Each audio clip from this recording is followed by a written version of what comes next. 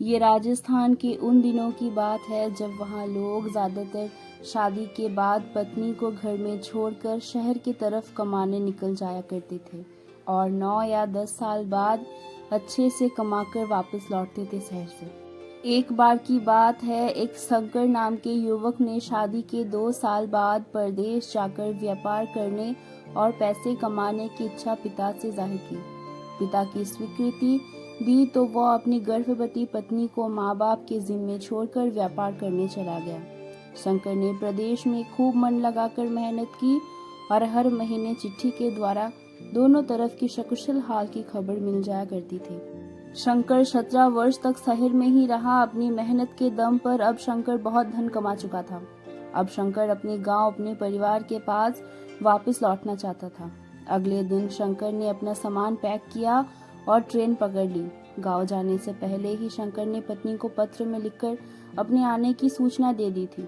Train में शंकर के साथ ऐसा आदमी बैठा हुआ था जो मन से बहुत दुखी था। शंकर ने उसकी उदासी का कारण पूछा तो उसने बताया कि इस देश में ज्ञान की कोई कद्र नहीं। मैं यहाँ ज्ञान के सूत्र बेचने आया था पर कोई लेने को तैयार ही नहीं।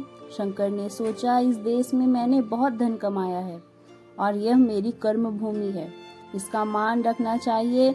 इतना सोच शंकर ने ज्ञान के सूत्र खरीदने की इच्छा जताई। तब उस व्यक्ति ने कहा, मेरे हर ज्ञान के सूत्र की कीमत 500 स्वर्ण मुद्राएं है।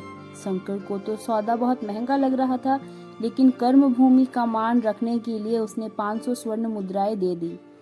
व्यक्ति ने शंकर को 3 ज्ञान के सूत्र दिए। पहला, कभी कभी आंखों में देखा हुआ भी सत्य नहीं होता, यानी देखने के बाद हम जैसा सोचने लगते हैं असल में वैसा नहीं होता, इसलिए ऐसे वक्त में धैर्य बनाए रखें। दूसरा सूत्र, जिंदगी में कोई बड़ा कदम उठाने से पहले, कोई भी बड़ा फैसला लेने से पहले या कोई भी बड़ा कार्य करने से पहले एक बार शांत मन से कुछ देर विचार कर लेना चाहिए।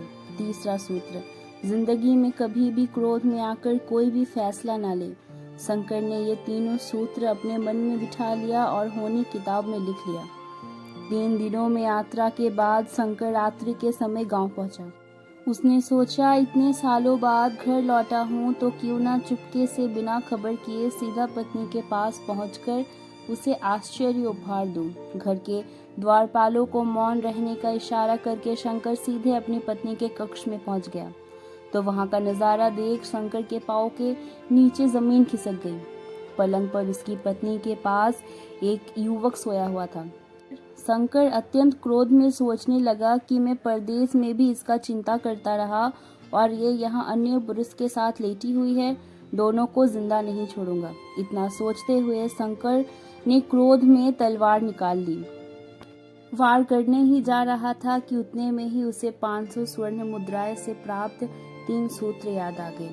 इतना सोचकर शंकर ने धैर्य से काम लिया और शांत मन से विचार किया। शंकर ने तलवार पीछे खींची, वो एक बर्तन से टकरा गई। बर्तन गिरा तो पत्नी की नींद खुल गई। जैसे ही उसकी नजर अपने पति पर पड़ी वह खुश हो गई और बोली, आपके बिना जीवन सूना सूना था।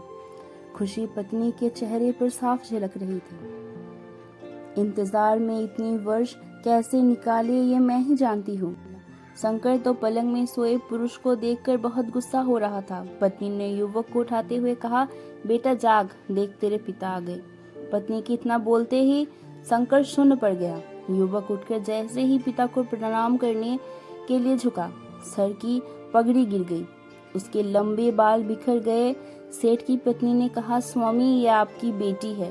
पत्नी बोली, पिता के बिना इसके मान को कोई आँच न आए, इसलिए मैंने इसे बचपन से ही पुत्र के समान ही पालन पोषण और संस्कार दिए हैं।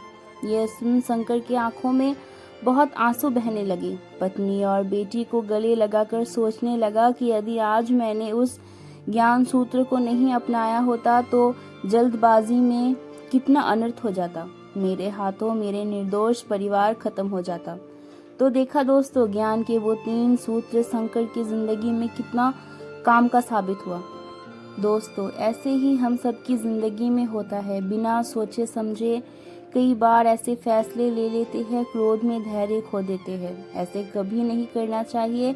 जैसा कि इस कहानी में आपने देखा कि जो शंकर ने देखा और सोचा वो सच नहीं था, जबकि सच कुछ और ही निकला। इसलिए कभी कभी आंखों में देखा हुआ भी सत्य नहीं होता।